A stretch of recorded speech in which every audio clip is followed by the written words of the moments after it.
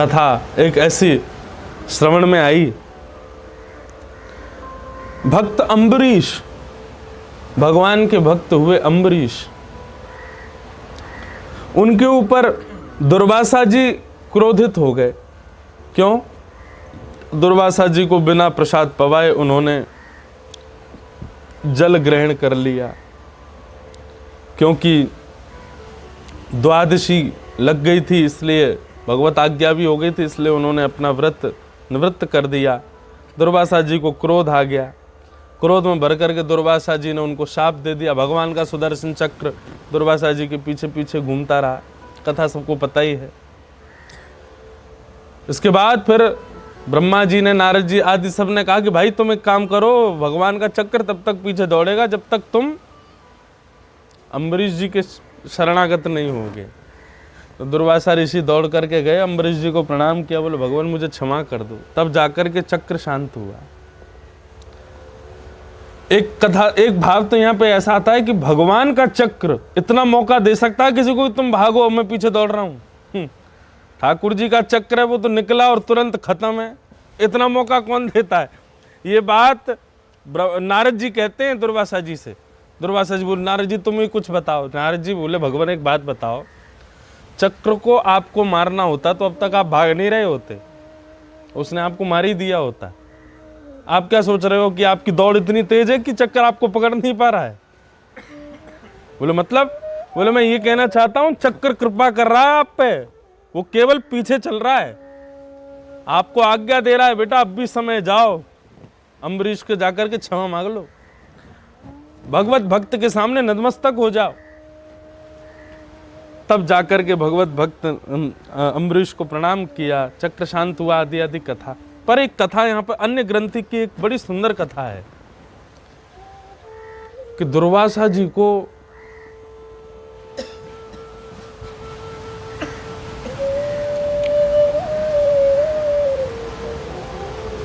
बाद में बहुत कष्ट हुआ। और कष्ट कैसे हुआ कि ठाकुर जी आपने हमको इतना नीचा दिखा दिया, अम्बरीश को इतना श्रेष्ठ, आप भक्तों में पक्षपात करते हो। ठीक है उसकी भक्ति श्रेष्ठ है, लेकिन आप हमारे कई क्रियाओं को नकार कैसे सकते हो? कई भाव हमारे भी इतने श्रेष्ठ हैं कि आप उनके आगे अम्बरीश को हमसे ज्यादा स्नेह नहीं दे सकते। उसकी आजकल की भक्ति को देख करके आपने हमारे भाव को स्वीकार नहीं किया, हमको इतना नीचे दिखा दिया कि पूरे तीनों लोक में हमारी हंसी हो रही थी जब हम दौड़ रहे थे, सुदर्शन चक्र पीछे चला। बहुत ध्यान से सुनिएगा।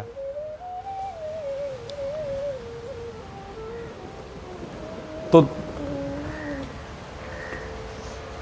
तपस्या करनी प्रारंभ की, और उस ऐसी तपस्या की महाराज कि तपस्या के कारण उनके अंग से अग्नि प्रकट होने लगी, और उस अग्नि के कारण देवलोक जलने लगा।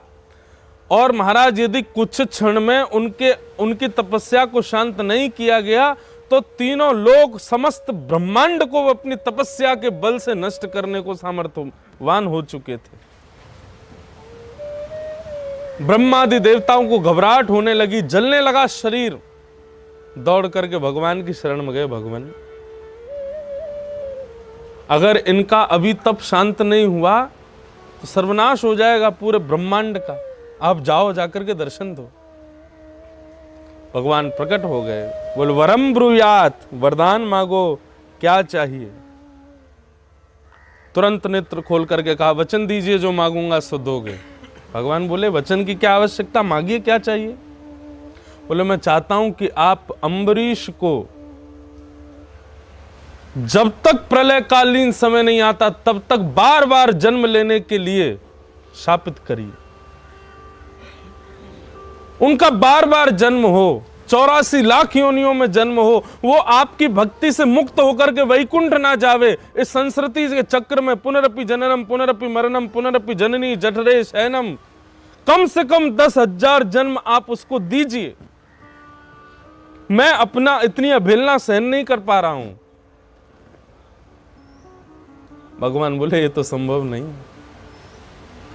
अम्बरीश तो परम मुक्त हो चुका है और मेरा वैष्णव है, मैं चाह करके भी उसको नहीं कर सकता, क्योंकि ये विधि का विधान है।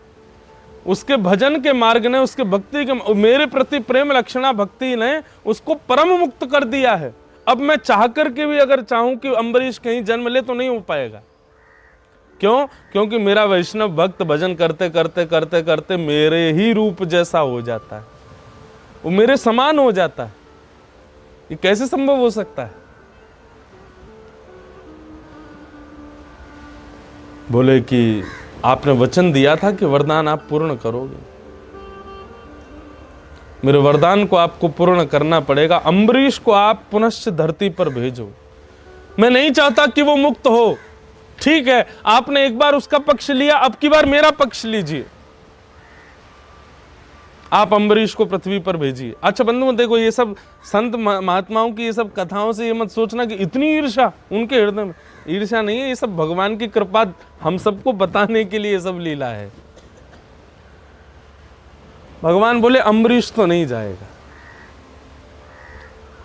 लेकिन प्रेम का बंधुओं एक स्वभाव होता है क्या, कि जब हमें पता चल जाता है कि आगे का मार्ग दुर्गम है और हमारा प्रेमी उस मार्ग पर जा रहा है, तो हम प्रेमी को रोक करके कहते हैं तुम बैठो हम जाते हैं।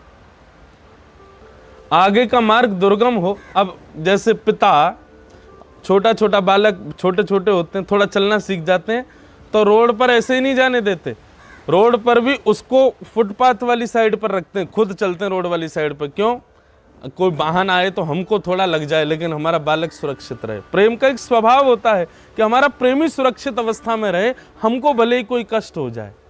ऐसा नहीं महाराज जी तुम ही कूदो पहले देख के आओ कैसो भीतर फिर हम जाएंगे।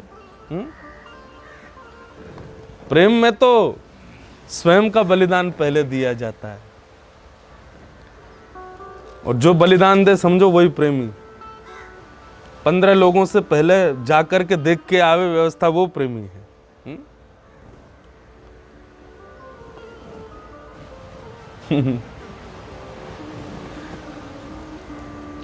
प्रेम का ये स्वरूप है कि हमारा प्रेमी ये क्रिया ना करे, हम उसके बदले कर लें, भले ही हमारे प्राण चले जाएं।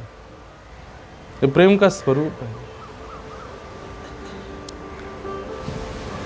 आज स्मरण आ रहा है हमारे आदि गुरु श्रीमद् रामानुजाचार्य जी महाराज, कोल के राजा, और समस्त उस समय के दुष्टों ने रामानुजाचार्य जी को नष्ट करने का एक षड्यंत्र बनाया, और षड्यंत्र ऐसा था कि उनको यहां बुलाएंगे शास्त्रार्थ के लिए, और शास्त्रार्थ तो कराएंगे, ठीक है, जीत तो वो जाने ही है, सबको पता था कि उनके आगे हम हार जाएंगे, लेकिन फिर भी सबका था, फिर भी कैसे ना कैसे करके हम उनको मार ही देंगे, आज उनको जीवित नहीं बचना। सब लोग तो इस मंत्रणा में थे, कोल नगर का राजा भी उनके साथ में था कि हाँ रामानुजाचार्य जी को आज मार दो। लेकिन रामानुजाचार्य जी के एक शिष्य थे कुरेश आचार्य जी, उन्होंने पहले ही वहां पर अपने गुप्तचरों को भेज करके दिखवाया कि हमारे गुरुदेव जाने वाले हैं, देखो बताओ तो सही कैसा है वहां का माहौल। सबने आकर के बता दिया, बोले कि वहां तो पूरा षड्यंत्र रचा गया है रामानुजाचार्य जी को मारने का। बोले भले ही ये उसमें जीत जाएंगे शास्त्रार्थ में, फिर भी वो लोग इनको नहीं छोड़ेंगे। कुरेश आचार्य जी बड़ी दुविधा में पड़ गए, बोले अब मैं रामानुजाचार्य जी को बोलूंगा कि मत जाओ तो मानेंगे नहीं, कि नहीं वचन दिया है मैं तो जाऊंगा, क्या करूं, कैसे करूं। तो कुरेशाचार्य जी ने जाकर के रामानुजाचार्य जी के चरणों में प्रणाम किया। ध्यान से सुनना, देखो प्रेम का स्वरूप कैसा होता है। कुरेशाचार्य जी ने जाकर के प्रणाम किया और रामानुजाचार्य जी से कहा, भगवान हम आपके शिष्य हैं, कभी कभी हमारी परीक्षा भी तो होनी चाहिए कि हमारा भाव, हम इस योग्य हैं कि नहीं, कि हम शास्त्रार्थ कर पाए, हम लोगों को वैष्णव बना पाए कि नहीं। रामानुजाचार्य जी बोले सही बात है, तुम्हारी परीक्षा होनी चाहिए। तो भगवान, कोल नगर में कल जो शास्त्रार्थ होने वाला है, आप यदि आज्ञा दें तो मैं चला जाऊं। कोल नहीं, चोल, चोल देश, दक्षिण भारत में। रामानुजाचार्य जी बोले मुझे आमंत्रण मिला है, तुम कैसे जाओ? बोले नहीं, आपके संग रह रहे कि देखो कुछ कुछ हमारा रूप आप जैसा ही दिखता है, और लोग बागों को थोड़ी थोड़ी झलक आपकी पता है। मैं आप जैसा श्रृंगार करके जाऊंगा, द्वादश तिलक लगा करके, त्रिदंड हाथ में लेकर के, बिल्कुल जैसे आप चलते हैं वैसे चलूंगा, तो लोगों को यही विश्वास होगा कि मैं आप ही हूं। पर मैं चाहता हूं वो मैं सब संभाल लूंगा, आप कृपा करो मुझे जाने दीजिए। क्योंकि वो जानते थे कि वहां मारने का षड्यंत्र है। मेरे गुरुदेव सुरक्षित रहे, भले मेरे प्राण चले जाए। रामानुजाचार्य जी को नहीं पता था, उन्होंने कहा ठीक है। उन्होंने तो लाड़ में आकर के, प्रेम में आकर के कुरेशाचार्य जी को हृदय से लगाया, बोले ठीक है जाओ, विजयी भव। आज ब्रह्म मुहूर्त का समय, द्वादश तिलक अपने संपूर्ण अंग पर अंकित करके श्री कुरेशाचार्य जी रामानुजाचार्य जी के चरणों में प्रणाम करते हैं, नेत्र सजल हो रहे हैं। रामानुजाचार्य जी बोले रो क्यों रहे हो? नहीं गुरुदेव, बस आपसे दूर जा रहा हूं ना, तो इसलिए बस व्याकुल हो रहा हूं कि कैसे आपके दर्शन के बिना रहूंगा। अरे इतना दूर थोड़ी जा रहे हो, अभी आ जाओगे 2 दिन में, चले जाओ। उन्हें क्या पता था कि अब तो शायद मैं वापस नहीं आ पाऊंगा गुरुदेव। रामानुजाचार्य जी के रज को अपने माथे से लगा करके, अपने मुख पर धारण करके निकल गए कुरेशाचार्य जी। गए, जाकर के वहां पर लोगों ने, विधर्मियों ने एक सभा रखी, और उस सभा में शास्त्रार्थ हुआ। शास्त्रार्थ ऐसा हुआ कि श्री कुरेशाचार्य जी कम तो पढ़ने वाले थे ही नहीं, उन्होंने शास्त्रार्थ में सबको पराजित कर दिया। और पराजित होते ही सब लोगों ने चोल देश के राजा को देखा, राजा ने तुरंत आज्ञा कर दी, बोले पकड़ लो इनको, बंदी बना लो। और सब ने जाकर के उनके हाथ पैर बांध लिए, साथ में 2-4 वैष्णव और गए थे, उनको तो मार ही दिया। और श्री कुरेशाचार्य जी को घुटने पर बिठा करके उनके दोनों नेत्रों को बाहर निकाल लिया, और निकाल करके उनको समुद्र के किनारे, भयंकर जेठ का महीना, तपती हुई बालुका में छोड़ दिया। परंतु बंधुओं, श्री कुरेशाचार्य जी समुद्र के तट पर बालुका में नृत्य कर रहे थे, आनंदित हो रहे थे। और नृत्य क्यों कर रहे थे? क्योंकि उनको कष्ट नहीं था, उनको परम सुख था कि मेरे आचार्य सुरक्षित हैं। सबके मन में यह भाव आ चुका है कि भाई श्री रामानुजाचार्य जी तो चले गए, परंतु मेरे आचार्य प्रसन्न है, शायद मैंने अपनी गुरु दक्षिणा अब प्रदान की है। और श्रीमन्नारायण नारायण नारायण, श्रीमन्नारायण नारायण नारायण, भजमन नारायण नारायण नारायण,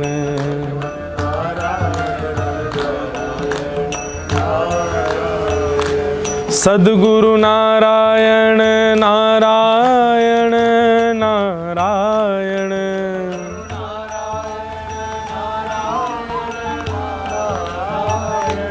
सद्गुरु नारायण नारायण नारायण,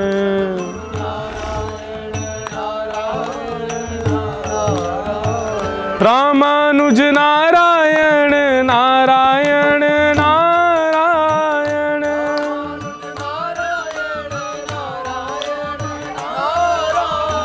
आचार्य नारायण नारायण नारायण। नेत्रों से श्री कुरेशाचार्य जी के नेत्रों से अविरल अश्रु और रक्त दोनों बह रहे हैं, क्योंकि नेत्र निकाल लिए हैं, परंतु मुख पर अत्यंत प्रसन्नता है कि मेरे आचार्य सुरक्षित हैं। मैंने अपनी दक्षिणा अपने आचार्य को प्रदान कर दी। नाच रहे थे बंधुओं जैसे ही समुद्र के तट पर नृत्य करने लगे अपने आचार्य की सुरक्षित अवस्था का इतना समर्पण देख करके नारायण बैठे कैसे रह सकते थे। इतने में ही शंख चक्र गदा पद्मधारी श्रीमन नारायण प्रकट हो गए और प्रकट होकर के श्री कुरेशाचार्य जी को अपने हृदय से लगा लिया। हृदय से लगा करके बोले अब इस सृष्टि में आपके लिए स्थान नहीं है, चलो मेरे साथ, और अपने संग क्षीर सागर में लेकर के प्रस्थान कर गए। भज मन नारायण नारायण नारायण,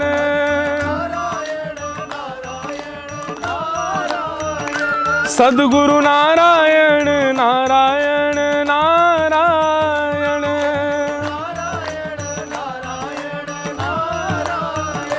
श्रीमन नारायण नारायण नारायण,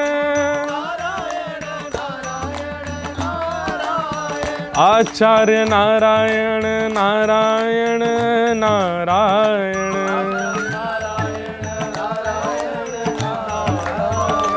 विप्र नारायण नारायण नारायण,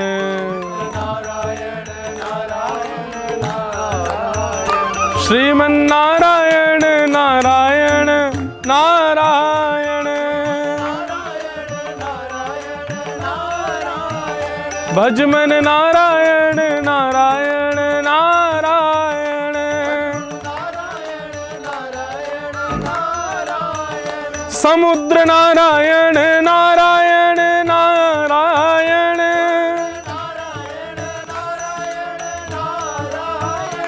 मत्स्य नारायण नारायण नारायण,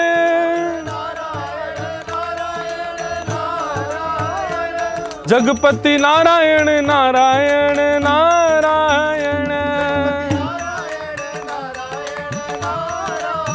रामानुज नारायण नारायण नारायण, श्रीमन नारायण नारायण नारायण, भज मन नारायण नारायण नारायण, श्रीमन नारायण नारायण नारायण। भाष्यकार श्री रामानुज स्वामी जी महाराज की जय।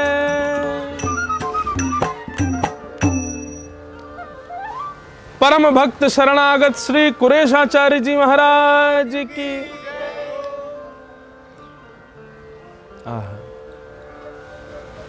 अपने गुरु के भक्ति के प्रति इतनी निष्ठा की अपने प्राण त्याग दिए कि हमारे गुरुदेव सुरक्षित रहे। और ऐसे समर्पण पर नारायण क्यों नहीं रीझेंगे? ठाकुर जी रीझ गए और रीझ करके श्री कुरेशाचार्य जी को अपने हृदय से लगा करके अपने संग ही ले गए। गुरु के प्रति की गई शरणागति का भाव कि ठाकुर जी का हृदय प्राप्त हो। हम लोगों की स्थिति अलग है। पहले जेई कर लें, फटनो फूटनो लगनी लगानी होगी, इनको ही आ जाएगी तो हम तो सावधान हो जाएंगे। अच्छा जे नहीं करना हमें।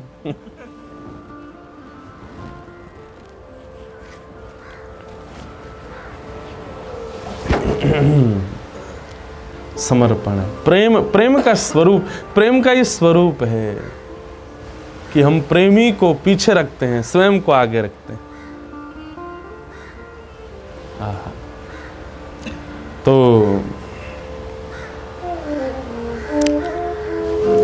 भगवान बोले अम्बरीश तो नहीं जाएगा। और अम्बरीश अपने प्रेम लक्षणा भक्ति के प्रभाव से अब मेरे समान हो चुका है, तो मुझ में और अम्बरीश में अब कोई अंतर नहीं है। तो इस भाव में एक चीज हो सकती है। बोले क्या? बोले अम्बरीश की जगह आपने जो वरदान मांगा वो मैं पूर्ण करूंगा। आपने कितनी बार कहा कि अम्बरीश को जन्म लेना पड़ेगा? 10,000 बार। 10,000 बार वो जाए और जन्म ले। भगवान में और भक्त में थोड़ा तो अंतर करोगे। अम्बरीश जाए तो 10,000 बार, हम जाएं तो 10 बार जा सकते हैं ना। अब आपका है वो हम अपने ऊपर लेते हैं और दशावतार हम धारण करेंगे।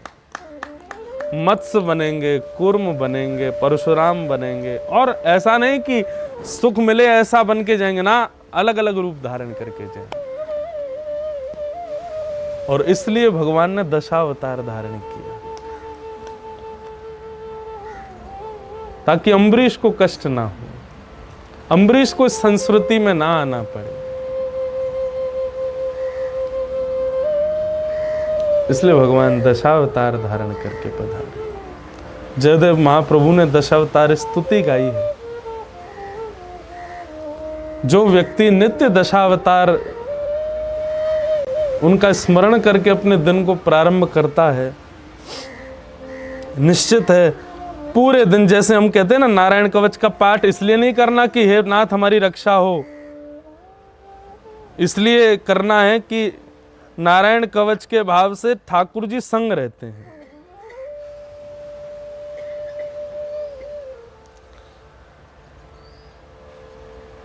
इसी प्रकार दशावतार स्तुति जो जयदेव महाप्रभु ने की है, उसमें ऐसा भाव नहीं रखना है कि ये इसके गाने से पुण्य प्राप्त होता है, बल्कि इसलिए गाना है कि 10 अवतार पूरे दिन हमारे संग रहेंगे। मेरा तो नियम है, मैं जब समुद्र में स्नान करने जाते हैं तो हम प्रणाम करते कहते हैं, जले शुमाम रक्षित मत्स्य मूर्ति। हम जल में आ रहे हैं, हे मत्स्य भगवान आप कृपा करना, और कृपा करके हमें पता नहीं चलेगा, पता चल जाए तो हम तो डर जाएंगे, आप बिना बताए ही स्पर्श करके चले जाना। कल तो खूब सारे मत्स्य भगवान का स्पर्श हुआ।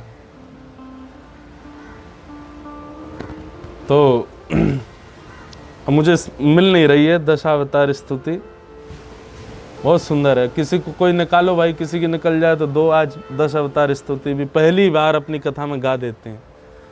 गीत गोविंद के छंद बड़े मुश्किल होते हैं गाने में, लेकिन प्रयास करेंगे। नहीं, वही राग रहने दो। तो क्या समझ में आई इतनी देर से हम क्या बता रहे हैं आपको, कि प्रेम का इस स्वरूप होता है कि हमारा प्रेमी भले ही पीछे रहे, हम उसकी जगह अपना बलिदान दे दें, और अम्बरीश को कहीं कष्ट ना हो, उसके लिए ठाकुर जी ने दशावतार ग्रहण की। भगवान आए मां के गर्भ में, भगवान रहे 9 महीने, ठाकुर जी ने जन्म लिया।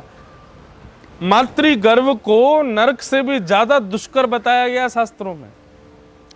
नरक में भी इतना कष्ट नहीं होता जितना मातृ गर्भ में बालक को होता है, और ठाकुर जी 9 महीने 3-3, 4-4, और ऐसा भी नहीं कि कोई सामान्य हमारी आपकी जैसे स्त्री के गर्भ में रहे हों। ये तो मानव तो फिर भी बड़े ध्यान से रहते हैं, पर जीव ये तो बड़े भयानक तरीके से रहते हैं। इनके गर्भ में भी आए भगवान और रहे हैं।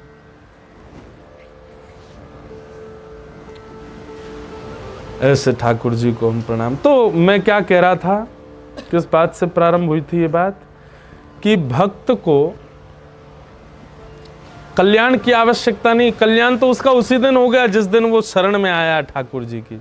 मदन गोपाल शरण तेरी आयो, आज हम यही गा रहे थे। हम जब से शरण में आए हैं ठाकुर जी के, तब से आगे दशावतार स्तुति।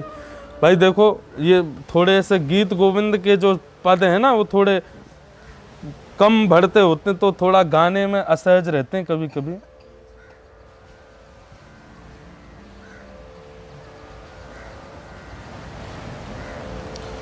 प्रलय पयोधि जले धृतवान शिवेदम विहित वहित्र चरित्रम अखेदम केशव धृत मीन शरीर जय जगदीश हरे जय जगदीश। ध्यान से सुनते जाइएगा और ये जय जगदीश की टेर संग गाना, प्रथम अवतार दशावतारों में कौन सा है? मत्स्य अवतार। बोलो मत्स्य नारायण भगवान की। अंतिम पंक्ति में आप सुनेंगे केशव धृत मीन शरीरे, मीन मतलब मछली, जय जगदीश हरे। क्षितिर इह विप्रल तरे, तिष्ठित तब पृष्ठे, धरणि धारण किण चक्र गरिष्ठे, केशव धृत कूर्म शरीरे, जय जगदीश हरे। दूसरा अवतार ठाकुर जी का कूर्म, यानी कि भगवान कौन बन के आए? कछुआ बन के पधारे। ये ठाकुर जी का दूसरा अवतार है। वसति दशन शिखरे धरणी तब लग्ना, वसति दशन शिखरे धरणी तब लग्ना, शशिनि कलंक कलेव निमग्ना, केशव धृत सुकर रूप, जय जगदीश हरे। ठाकुर जी का तीसरा अवतार भगवान बराह बन करके आए। बोलो बराह नारायण भगवान की। ये अवतार किसके लिए धारण कर रहे हैं ठाकुर जी? अम्बरीश के लिए। क्योंकि दुर्वासा जी कह रहे हैं कि अम्बरीश को 10,000 जन्म के लिए भेजो। भगवान बोले अम्बरीश नहीं जाएगा, उसकी जगह मैं जाऊंगा, 10 रूप धारण करूंगा, क्योंकि अम्बरीश मेरे समान है, उसको मैं कष्ट नहीं दे सकता, मैं ले लेता हूं कष्ट। तो पहले भगवान मीन बने, उसके बाद भगवान कच्छप बने, कछुआ बने, उसके बाद भगवान अब बराह बने हैं। उसके बाद तब कर कमल भरे नखम अद्भुत शुंगम, तब कर कमल भरे नखम अद्भुत श्रृंगम, दलित हिरण्य कश्यप तृण भृंगम, केशव धृत नर हरि रूपम, जय जगदीश हरे,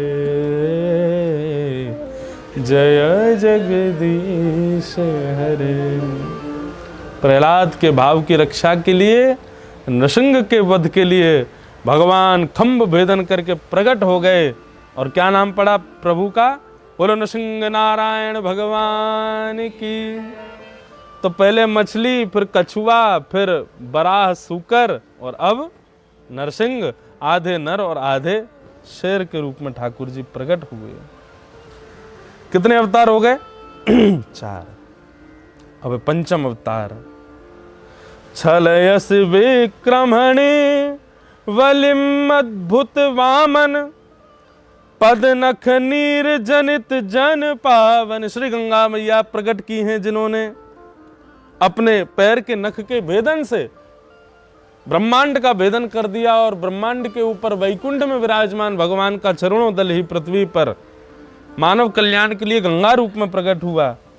केशव धृत वामन रूप, जय जगदीश हरे, जय जगदीश हरे। कितने अवतार हो गए? 5। अब छठवां अवतार। क्षत्रिय रुधिर में जगत अपगत पापम, स्नई पायसी पयसी समिता भावत, केश रूपा केशव धृत परशुराम रूप, जय जगदीश हरे, जय जगदीश। क्षत्रियों के पाप से पृथ्वी को मुक्त करने के लिए भगवान हाथ में खड्ग लेकर के प्रकट हो गए, और नाम पड़ा श्री परशुराम नारायण भगवान की। ये 6 अवतार। अब सप्तम अवतार भगवान का।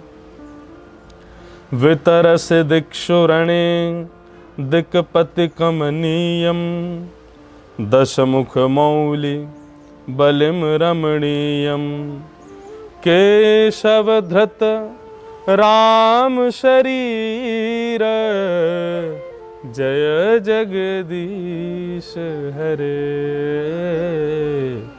जय जगदीश हरे।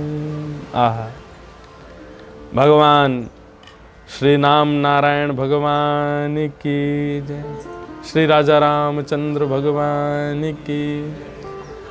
दशानन के वध के लिए भगवान हाथ में धनुष बाण लेकर के एक वनगमन राजकुमार बन करके रावण का दहन करते हुए पूरे विश्व के अधिपति बने। ऐसे प्रभु के राम स्वरूप को हम प्रणाम करते हैं। 7 अवतार हो गए भगवान के, अब 8वां अवतार। बहसी बहसी बपुषि विशदे वशनम जलधाभम हलहति भीति मिलत यमुनाभम केशव धृत हलधर रूप जय जगदीश हरे जय जगदीश हरे। कौन है बताओ?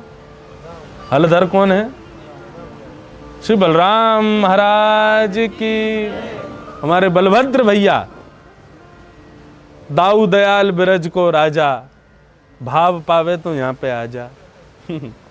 ऐसे श्री बलराम जी महाराज का अवतरण हुआ। ये भगवान के 10 अवतारों में 8वां अवतार। अब 9वां अवतार। नंदस यज्ञ विधेर अह श्रुति जातम सदय हृदय दर्शित प्रशुघातम केशव धृत बुद्ध शरीर जय जगदीश हरे जय जगदीश। तार भगवान का म्लेच्छ निवह निधने कलयसि करवालम धुम धुम के तुम इम किम अपि करालम केशव धृत कल्कि शरीर जय जगदीश हरे जय जगदीश हरे। 10 अवतारों में एक अवतार तो अभी ठाकुर जी का रह ही गया। मतलब अभी तक भी भगवान अम्बरीश के भाव को धारण किए बैठे हैं। अभी ठाकुर जी का अवतार होना बाकी है। कल की अवतार है, भगवान का 10वां अवतार है। श्री जयदेव कबेर इदम उदितम उदारम शृणु सुखदम शुभदम भवसारम केशव धृत 10 विध रूप जय जगदीश हरे जय जगदीश हरे। इस प्रकार श्री जयदेव महाप्रभु ने भगवान के 10 अवतारों का वर्णन किया। ये 10 अवतार ठाकुर जी ने मत्स्य अवतार, कूर्म अवतार, बराह अवतार, नृसिंह अवतार, वामन अवतार, परशुराम अवतार, राम अवतार, बलभद्र अवतार, बुद्ध अवतार और कल्कि अवतार, इस प्रकार भगवान के इन 10 अवतारों का वर्णन किया गया है।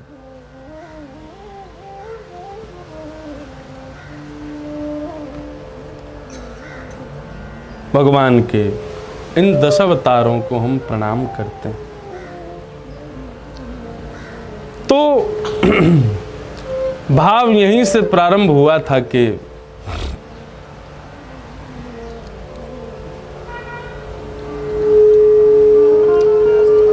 वैष्णव भक्त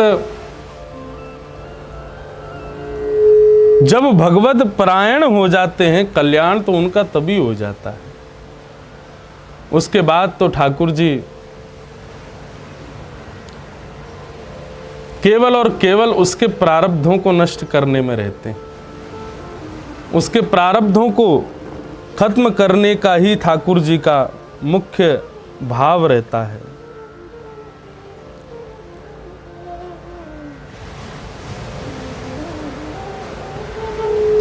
तो श्रीमद् भागवत में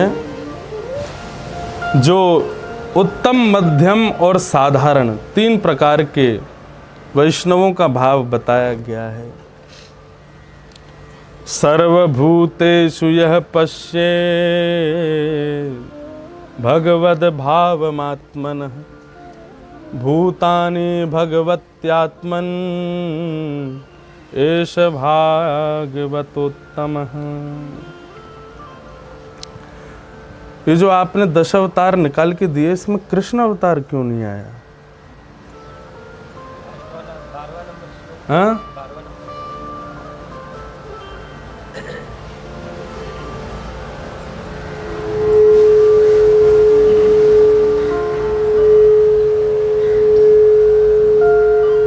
ये तो समर्पण है।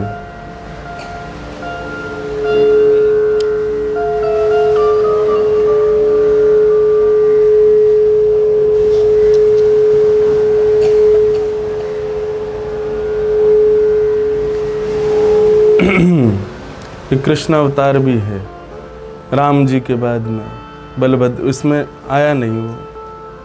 एक बार देखो ढंग से। तो हरि नाम के जो योगेश्वर हैं वे क्या कहते हैं? सर्वभूतेषु यः पश्येत् भगवद् भावमात्मनः भूतानि भगवत्यात्मन् एष भागवतोत्तमः।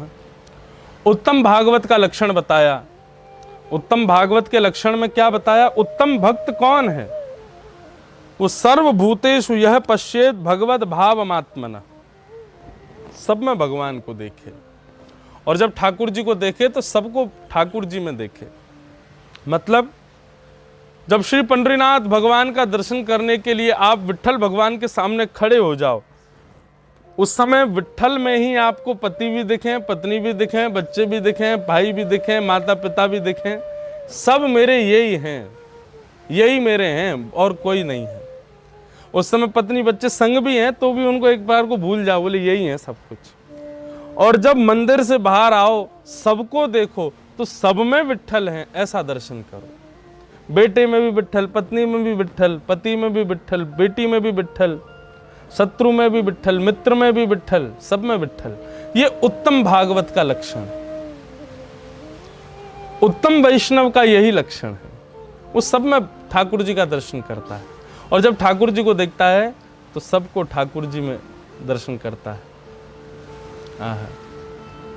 गोस्वामी तुलसीदास जी कहते हैं, तो हे मोहे नाते अनेक मानिए जो भावे, जो त्यों तुलसी कृपालु चरण शरण पावे।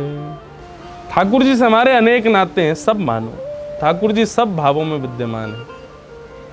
तू दयालु दीन हो, तू दान हो भिकारी, तू दयालु दीन हो, तू दान हो भिकारी, हो प्रसिद्ध पात के, तू पाप पुंज हारी, हो प्रसिद्ध पात की, तू पाप पुंज हारी, तू दयालु दीन हो, तू दान हो भिकारी, तू दयालु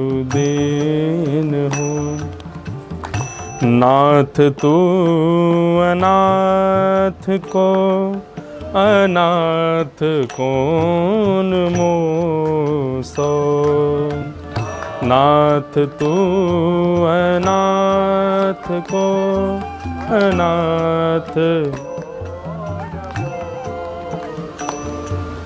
नाथ तू अनाथ को अनाथ कौन मोसो। बहुत सुंदर पद है, भाव से गाओ।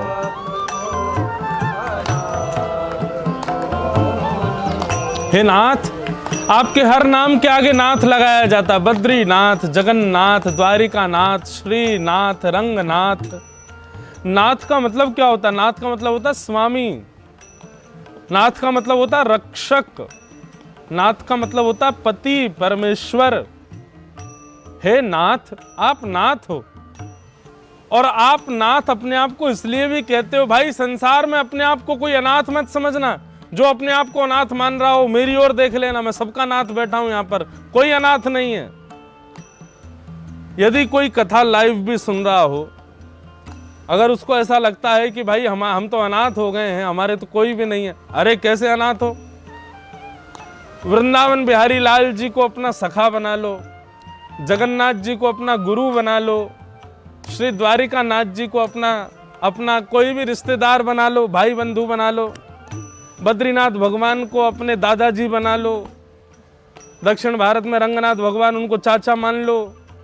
अरे जितने संबंध आपको चाहिए सब ठाकुर जी से ही बना लो। कभी, लेकिन फिर याद रहे, कभी रंगनाथ दर्शन करने दक्षिण जाओ तो ये मत कहना भगवान के दर्शन करने, यही कहना अपने चाचा जी से मिलने जा रहे हैं। कभी बद्रीनाथ जाओ तो ये मत कहना कि कहाँ बद्रीनाथ भगवान, नहीं दादाजी से मिलने, हमारे दादाजी हैं। जगन्नाथपुरी जाओ तो ऐसा नहीं कहना पुरी जा रहे हैं जगन्नाथ जी, नहीं हम अपने गुरुदेव के घर जा रहे हैं, हमारे गुरु जी हैं जगन्नाथ जी। नाथ तू अनाथ को अनाथ कौन मोसो,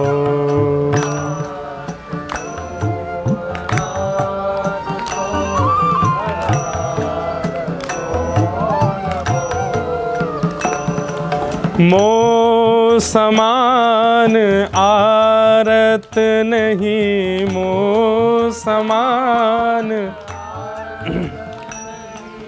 मो समान आरत नहीं, मो समान आरत नहीं, आरत हर तो सो, तू दयालु दीन हो, तू दान हो भिखारी, तू दयालु दीन हो, तू दान हो भिखारी, तू दयालु दीन हो।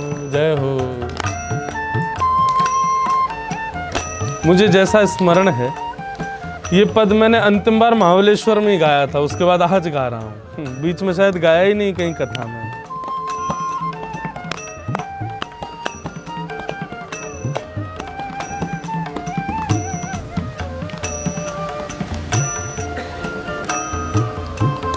बोलो मत्स्य नारायण भगवान के।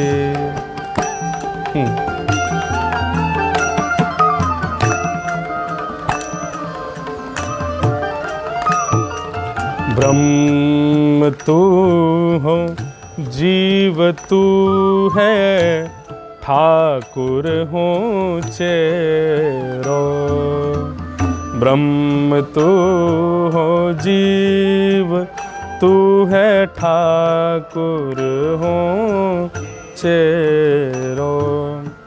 तात मात गुरु सखा, तात मात गुरु, तात मात गुरु सखा, तात मात गुरु सखा, सब विधि हूँ तेरो, तू दयालु दीन हो, तू दान हो भिखारी, तू दयालु दीन हो, तू दान हो भिखारी, हो प्रसिद्ध पात के, तू पाप पुंज हारे, तू दयालु दीन। तोहे मोहे नाते अनेक, मानिए जो भावे,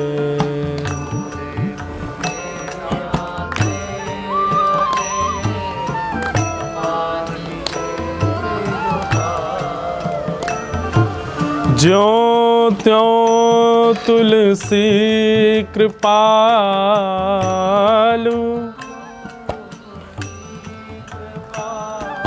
ज्यों त्यों तुलसी कृपालु, ज्यों त्यों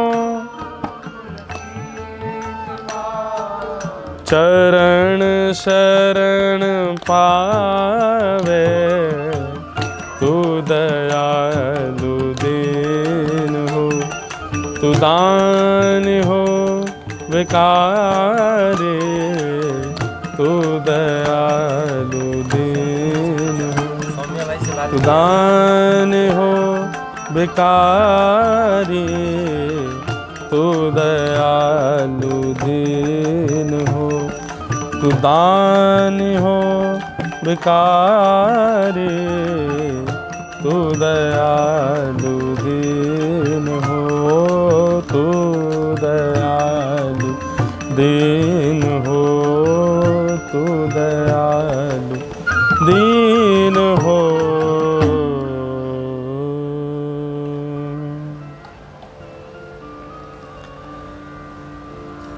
अभी हृदय में संशय आ रहा था कि अभी हमने दशावतार स्तुति में श्री कृष्ण दर्शन क्यों नहीं किया।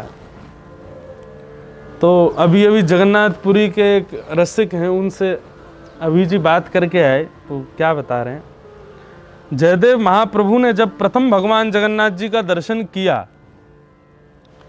तो जगन्नाथ जी का प्रथम दर्शन करके प्रथम गीत गोविंद पद में दशावतार स्तुति ही गाई, जो भी हम लोग गा रहे थे, जिसमें जयदेव महाप्रभु ने भगवान श्री कृष्ण श्री जगन्नाथ जी को ही मुख्य अवतारी मानकर उनके 10 अवतार बताए।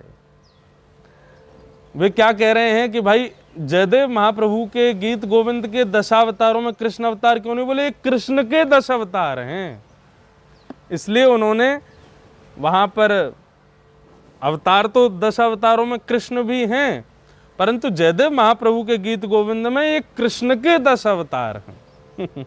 वाह, बहुत सुंदर। अवतारी मानकर उनके 10 अवतार पद गाया। मुख्य भगवान श्री कृष्ण हैं और ये सब उन्हीं के अवतार जयदेव महाप्रभु ऐसा मानते हैं।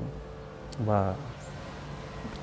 और द्वितीय पद, प्रथम पद तो ये गाया, अष्टपदियां बहुत सारी गाई है ना गीत गोविंद में, तो प्रथम पद में तो कृष्ण के 10 अवतार गाए और फिर द्वितीय पद में श्रित कमला कुच मंडल धृत कुंडल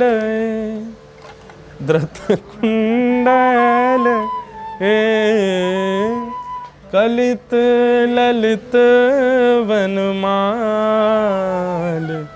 जय जय देव हरे।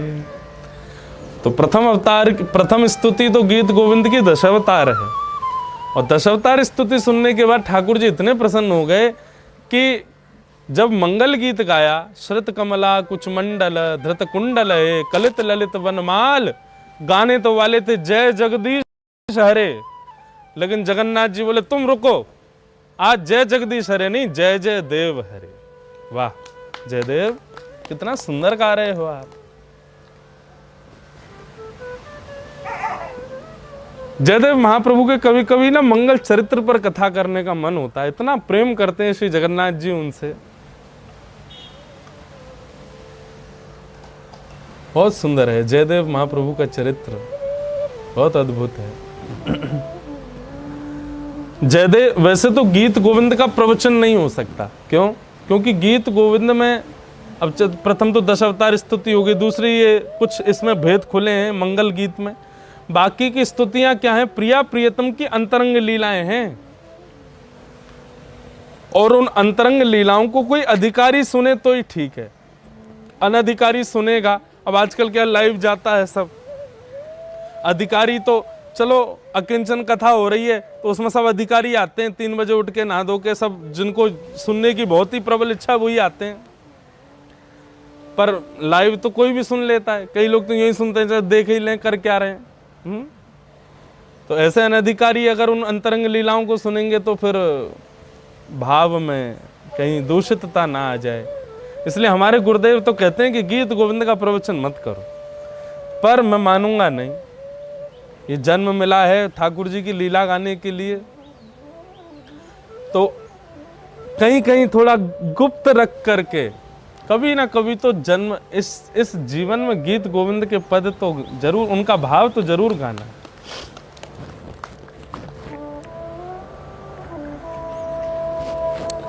तो मैं 10 अवतार गाते गाते रुक गया, मैंने कि यार ये कृष्ण अवतार तो आया ही नहीं। लेकिन अब पता चला कि श्री जयदेव महाप्रभु तो 10 अवतार जगन्नाथ जी के 10 अवतार बता रहे, बोले श्री कृष्ण के तो ये 10 अवतार हैं। वाह, बहुत सुंदर, मधुर भाव। तो भैया सर्वभूतेषु यह पश्येत भगवद भावमात्मनः भूतानि भगवत्यात्मन एष भागवतोत्तम। उत्तम भागवत कौन है? उत्तम वैष्णव कौन है? जो सब में ठाकुर जी का दर्शन करे और जब ठाकुर जी को देखे तो सबको ठाकुर जी में देखे। आप लोग देखना अपने अगल बगल वालों को दिख रहे हैं ठाकुर जी उनमें? नहीं दिख रहे। इसका मतलब अभी भजन में वो भाव नहीं आया है, सब में ठाकुर जी दिखे। मैं इसका एक भाव ऐसा कहता हूं कथाओं में कि सब में ठाकुर जी दिखना ये तो बहुत मुश्किल है, तो हम कैसे शुरुआत करें? सब में गुण देखो, इसमें सद्गुण क्या है, इसमें अच्छाई क्या है, यहीं से ही प्रारंभ हो जाए। अगल बगल में जो भी बैठे हैं, बच्चे हैं, पत्नी है, पति है, भाई है, उनमें गुण ही देख लो, अच्छाई क्या है, यहीं से ही प्रारंभ करो। एक एक सोपान चढ़ो ना, अच्छा ही देखना प्रारंभ करो और फिर सदा अच्छा ही देखो। जो सबका उपेक्षित व्यक्ति हो, जिसको सब लोग कहते हैं कि इसमें तो सब बुराइयां हैं, आप उसमें भी गुण खोज के दिखाओ, ऐसी हमारी दृष्टि बन जाए। आप उसमें भी कोई सद्गुणी लाओ। मैंने कहा ना कि जो तिलक में दिखे, कंठी में दिखे, समझना ये तो भक्त का दर्शन हो गया। लेकिन कोई बिना कंठी तिलक के देखे, कहना ये छुपा हुआ भक्त है, इसके भीतर बैठे हैं ठाकुर जी। वाह, हैं?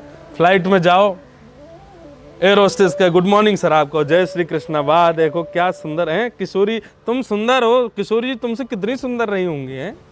उसमें भी कोई गुण ही देख लो, सब में गुण होते हैं।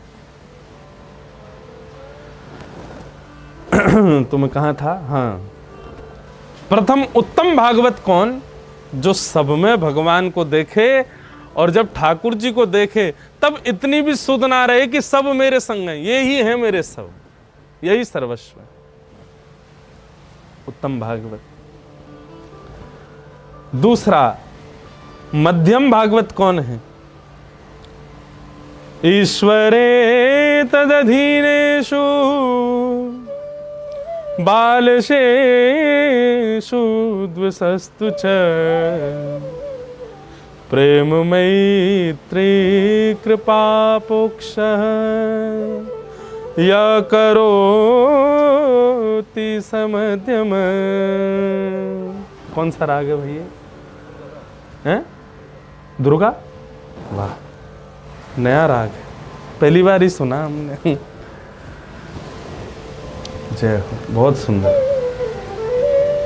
ईश्वरे तदधीनेषु तद अधीनेषु बालशेषु द्विषस्तु च प्रेम मैत्री कृपापेक्षा यह करोति समध्यम।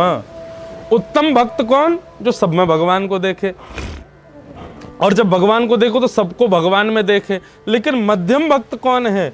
बोले ठाकुर जी से प्रेम करे और तद अधीनेषु भगवान के जो भक्त हैं उनसे मैत्री करे। जैसे दिख जाए कि ये वैष्णव हैं, उनसे तुरंत मैत्री कर ले, उनको तुरंत प्रणाम करे। भगवान से प्रेम करे, वैष्णवों से मैत्री करे, और जो अज्ञानी हैं उन पर कृपा करे, और जो भगवान की उपेक्षा करते हैं, भगवान को नास्तिक धर्म का पालन करने वाले, भगवान से दूर रहते हैं, विमुख रहते हैं, उनका त्याग करे। ये मध्यम भक्त है। मैं तो कहता हूं उत्तम बनना तो बहुत मुश्किल है, मध्यम बन जाओ। मध्यम बहुत अच्छा है। भगवान से प्रेम करो, और जो भगवान से प्रेम करते हैं उनसे मैत्री करो। जो ठाकुर जी के बारे में नहीं जानते उन पर कृपा करके उनको बताओ, और जो भगवान के संबंधी नहीं है, तजोरे मन हरि विमुखन को संग, उनका त्याग कर दो। ये मध्यम भागवत का लक्षण है, मध्यम भक्त का लक्षण है। मध्यम भक्त बन जाओ। और अगर आप मध्यम भी नहीं हो तो साधारण भक्त बन जाओ। साधारण भक्त का लक्षण क्या है? कि आचार्या में वहरे पूजाम यश्रद्धेहते न तद्भक्तेषु चान्येषु सभक्ता प्रकृत स्मृत। केदार बन जाता है। अच्छा हमको कुछ आता तो है नहीं, राग बाग ये गब्बा देते हैं, जो गब्बा दे। बताओ गब्बा दिया, दुर्गा राग पहली बार ही गा रहे हैं। लेकिन ये भी देखो लाल जी की बड़ी कृपा है, हमने संगीत सीखा नहीं है कहीं भी, लेकिन फिर भी लाल जी थोड़ा बहुत टूटा फूटा गब्बा ही देते हैं। बिल्कुल नहीं आता संगीत में, तबला बजाता हूँ, इनसे पूछता हूँ कौन सी ताल बजा रहा हूँ मैं, ये बोलते महाराज जी आप कहरवा बजा रहे हो, महाराज जी आप। मैंने कहा यार हमें पता ही नहीं कौन सी ताल बजा लेंगे, लेकिन गा लेंगे, लेकिन ये नहीं पता कौन सा राग है। तो इससे क्या पता चलता है कि लाल जी कह रहे हैं बेटा ज्यादा ज्ञानी मत बने, ज्ञानी बनेगो तो संसार के लिए गावेगो, अज्ञानी रहेगो तो मोह रिझावे कोई गावेगो है। तो हम तो ना, वैसे सीखना तो चाहिए था संगीत, लेकिन सीखा भी नहीं। अब सीखते तो निश्चित है मन में ये भाव आ जाता कि अब इससे किसी को रिझाया जाए लेकिन अब आता नहीं है, तो ये रहता बस ठाकुर जी प्रसन्न रहे। वाह। तो भैया साधारण भक्त कौन है? आचार्या में वहरे पूजाम यश्रद्धेहते अर्चा में वहरे, जो केवल और केवल भगवान की मूर्ति पूजा में निष्ठा रखते हैं, बाकी वैष्णवों से ज्यादा संबंध नहीं, किसी से ज्यादा, वैष्णवों के प्रति, कथा के प्रति, किसी भक्त के प्रति ज्यादा स्नेह नहीं, ऐसे बस भगवान की मूर्ति पूजा में जिनकी निष्ठा रहती है, भगवान कहते हैं वो मेरे साधारण भक्त हैं। सुबह जल चढ़ा दिया, दिया जला दिया, और ठाकुर जी के ऊपर पुष्प चढ़ा दिए, बस किए प्रणाम चल दिए, इतने से जिनका काम चल जाता है। ठाकुर जी कहते हैं ये कौन है? ये मेरे साधारण भक्त हैं। तो साधारण यदि हैं, केवल मूर्ति पूजा तक ही हम सीमित रहते हैं, तो थोड़ा मध्यम बनने का प्रयास करो, और मध्यम बन चुके हो तो अब धीरे धीरे धीरे धीरे उत्तम बनने का प्रयास करो। उत्तम भक्त का एक लक्षण बताते हुए भगवान कहते हैं कि न काम कर्म भी जानाम यस्य चेतसि संभव वासुदेवैकनिलय सवै भागवतोत्तम।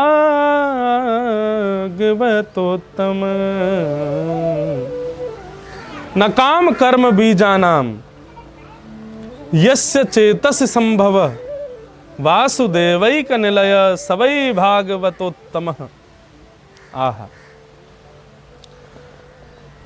उत्तम भक्त का ये लक्षण बताते हुए कहते हैं जो अपने तन को भगवान का निलय समझे, निलय कहते हैं घर को, जो अपने तन को भगवान का घर समझता हो कि ये मेरे ठाकुर जी का घर है, ठाकुर जी चित्त में विराज रहे हैं, ईश्वर सर्वभूतानां हृदय सेर्जन तिष्ठति, और अपने तन को इस प्रकार रखता है जैसे चलता फिरता कोई मंदिर हो, वही वस्तु ग्रहण करेगा, उतनी स्वच्छता पवित्रता का ध्यान रखेगा जैसे एक मंदिर का रखा जाता है। इस भाव से जो अपना जीवन यापन करता है, भगवान कहते हैं ये उत्तम भागवत है। मेरा तन मेरा है, मेरा तन एक सामान्य, मैं एक पुरुष हूं, मैं एक नारी हूं, मैं एक व्यक्ति हूं, ऐसा मान करके रहोगे तो आप दूषित खाओगे भी, दूषित पियोगे भी, दूषित पहनोगे भी, दूषित करने के प्रति आपका मन जाएगा भी, लेकिन सदैव ये भाव रहे कि हम तो साक्षात ठाकुर जी का ये मंदिर है, चित्त में ठाकुर जी विराज रहे हैं। इस भाव से जब आप जीवन यापन करोगे तो जिस प्रकार मंदिर को सजाया जाता है, मंदिर में शुद्धता पवित्रता का ध्यान रखे, वैसे यहाँ रखोगे, वैसे ही भाव इधर भी रखा जाएगा। भगवान कहते हैं ये उत्तम भागवत का लक्षण है। उत्तम भागवत का दूसरा दो लक्षण बता दिए। पहला लक्षण कि सब में भगवान को देखे और भगवान को सब में देखे। उत्तम भागवत का दूसरा लक्षण बताया, वो अपने तन को मेरा निलय समझता है, मेरा घर समझता है और ऐसे रहता है। अब तीसरा लक्षण बता रहे हैं उत्तम भागवत का कि न जन्म कर्माभ्याम न यस्य जन्म कर्माभ्याम न वर्णाश्रम जातिभिः सज्जते स्मिन् अहम भावो देहे वै स हरिप्रिय। न यस्य जन्म कर्माभ्याम न वर्णाश्रम जातिभिः। भगवान कहते हैं वो सम रहता है, ऊंच नीच की भावना नहीं रखता है, ब्राह्मण ये क्षत्रिय ये वैश्य है शूद्र है, ऐसा नहीं, वो एकाकार भाव में रहता है। मैं कथा सुनाया करता हूं, हमारे वृंदावन में श्री हरिराम व्यास जी आए और हरिराम व्यास जी बिहारी जी का दर्शन करने के लिए जैसे ही गए तो बिहारी जी का प्रसाद बढ़ चुका था। अंतिम प्रसाद एक मेहतरानी को बांटा गया, झाड़ू लगाने वाली को। हरिराम व्यास जी बोले मंदिर का प्रसाद तो पूर्ण हो गया, सब में बंट गया, ए मेहतरानी थोड़ा सा अपने हाथ से मुझे दे दो। मेहतरानी बोली भगवान मुझे लोग छूते भी नहीं है, दूर से ही निकल जाते हैं, इतना हमको उपेक्षित माना जाता, आप कह रही हो मैं अपने हाथ का प्रसाद आपको दे दूं। तब हरिराम व्यास जी कहते हैं, बोले एक बात बता, प्रसाद ने पुजारी के हाथ से निकलते समय ये सोचा था कि मैं हरिराम व्यास जी ब्राह्मण है उन्हीं के हाथ में ही जाऊंगा, ये मेहतरानी तो अपवित्र इसके हाथ में नहीं जाऊंगा। जब प्रसाद ने विचार नहीं किया, प्रसाद माने साक्षात ठाकुर जी, जब ठाकुर जी विचार नहीं करते तो मैं और तू क्यों विचार कर रहे हैं कि तू ब्राह्मण है, मैं ये हूं मैं वो हूं। एक बहुत स्पष्ट बात बताऊं बंधुओं, हमारे हिंदू वैदिक समाज में ज्यादा वर्णाश्रमों में ऊंच नीच तो कभी थी ही नहीं, कभी नहीं थी। ये तो जब मुगल आए, अंग्रेज आए, उसके बाद में बहुत कुछ ऐसा बना दिया गया, नहीं तो उससे पहले तो बहुत समत्व भाव से सब लोग रहते थे। उससे पहले ये भाव तो था ही नहीं, ये ऊंच नीच की बातें तो थी ही नहीं। यदि ऐसा होता तो रैदास जी भगवान के अनंत भक्त नहीं बन पाते, वो तो बिल्कुल निम्न कोटि के ही माने जाते हैं। आज रैदास जी को ब्राह्मण भी प्रणाम करते हैं। मुझे ऐसा क्या लगता है पता है कि हम लोग जातियों में भी तब तक बंधे हैं जब तक ठाकुर जी के शरणागत नहीं हो रहे। जैसे ठाकुर जी के शरणागत हो रहे हैं, शरणागत होते ही वो जाति का जो ऊपर परकोटा है ना, वो भी मुक्त हो जाता है। अब कहने को हम ब्राह्मण हैं, लेकिन इसी कलिकाल की बात करें, आप सबने नाम सुना हो श्री भाई जी, हैं, हनुमान प्रसाद पोद्दार जी, जिन्होंने नहीं सुना हो सुनना चाहिए। गीता प्रेस गोरखपुर, आज पूरे विश्व को ग्रंथ जिन्होंने लाभ दिलाया, ऐसे श्री भाई जी हनुमान प्रसाद पोद्दार जी, उनके चित्रपटों को भी बड़े बड़े संत प्रणाम करते हैं, जबकि कौन थे? वैश्य थे। सेठ जी, ये तो इसी कलिकाल में अभी 50-60 वर्ष के अंतराल की बात बता रहा हूं मैं, पीछे की बात तो बहुत दूर की है। रैदास जी से तो दीक्षा स्वयं मीराबाई ने ली थी। मीराबाई के गुरुदेव हैं श्री रैदास जी। इसका मतलब क्या है? ये जाति प्रजाति आदि इन सब भावों में हमारा वैदिक समाज इतना ज्यादा प्रवृत्त नहीं था, ये तो हम लोगों ने बनाया। और उसके बाद भी अगर मानो भी कि जाति प्रजाति है, जाति आदियों का इतना भाव है, तो वो भी तब तक है जब तक आप संसार में हो। जैसे ही आप ठाकुर जी के शरणागत हो गए, जात पात पूछे नहीं को, हरि को भजे सो हरि को हो। आज भी हमारे ब्रजमंडल में ताज बेगम की भी समाधि है, रसखान की भी समाधि है, वहां पर भी बड़े बड़े संत जाकर के प्रणाम करते हैं, पुष्प अर्पित करते हैं। क्यों? भगवत शरणागत होने के बाद में जाति प्रजाति नहीं रहती, सब मुक्त हो जाते हैं। कि नयस्य कर्म नयस्य जन्म कर्माभ्याम न वर्णाश्रम जाति भी सज्जतेस्मिन् अहम भावो देहे वै सहरे प्रिय, देहे वै सहरे प्रिय। वाह। न यस्य स्वपर इति वित्ते स्वात्मनि वाभिदा सर्वभूतस्समः शांत स वै भागवतोत्तम। जो स्व और पर की भावना किसी के पास नहीं, ये मेरा है ये तेरा है, नहीं, ऐसी भावना नहीं रखता है।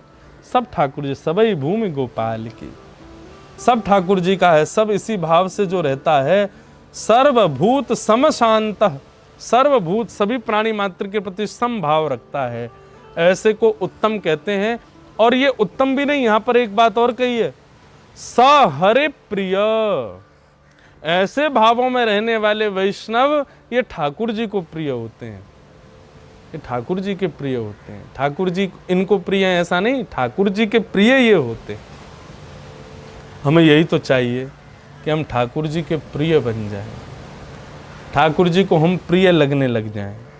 हमको तो ठाकुर जी प्रिय लगते ही हैं, लेकिन हम भी ठाकुर जी को प्रिय लगें, ठाकुर जी को भा जाएं, ऐसी भावना हृदय में रहती है। नाथ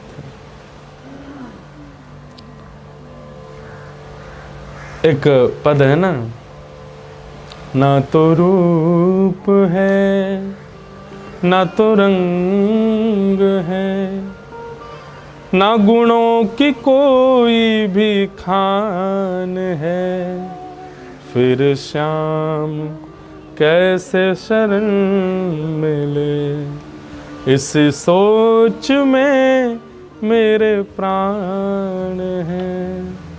न तो रूप है ना तो रंग है।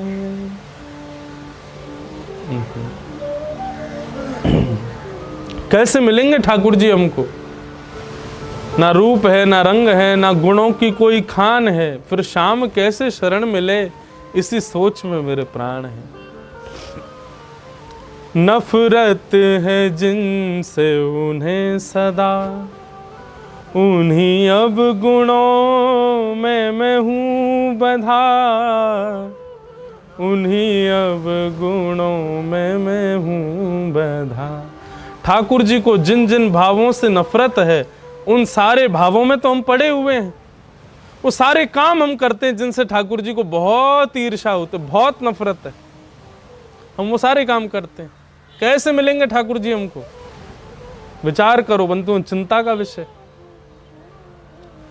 छल कुटिलता है, कपट भी है, छल भी है और अभिमान है, फिर श्याम कैसे शरण मिले, इसी सोच में मेरे प्राण हैं। ना तो रूप है ना तो रंग है, एक आसरा है तो है यही, क्यों करेंगे मुझ पे कृपा नहीं। किसी ने कहा कि जब तुम जानते हो कि तुम ठाकुर जी के योग्य ही नहीं हो, फिर क्यों भक्ति कर रहे हो?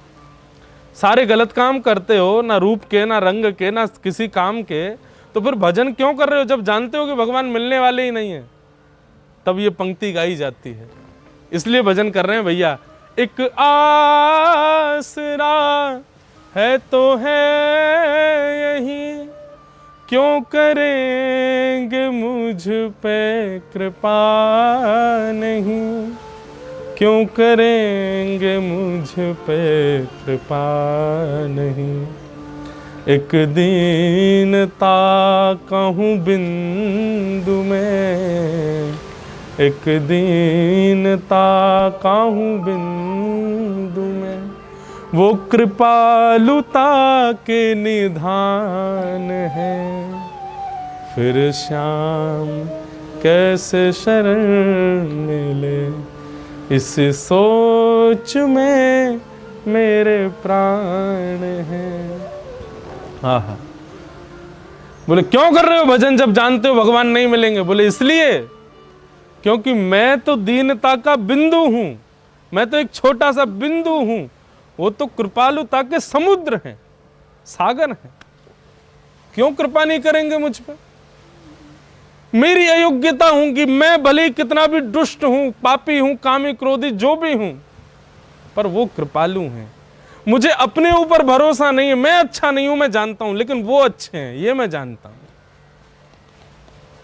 मुझे अपने ऊपर भरोसा है कि मैं बिल्कुल उनके लायक नहीं हूं, पर मुझे ये पता है कि वो बड़े दयालु हैं, वे बड़े करुणावंत हैं, इसलिए बस भजन कर रहा हूं, क्योंकि उनका गुण मुझे पता है।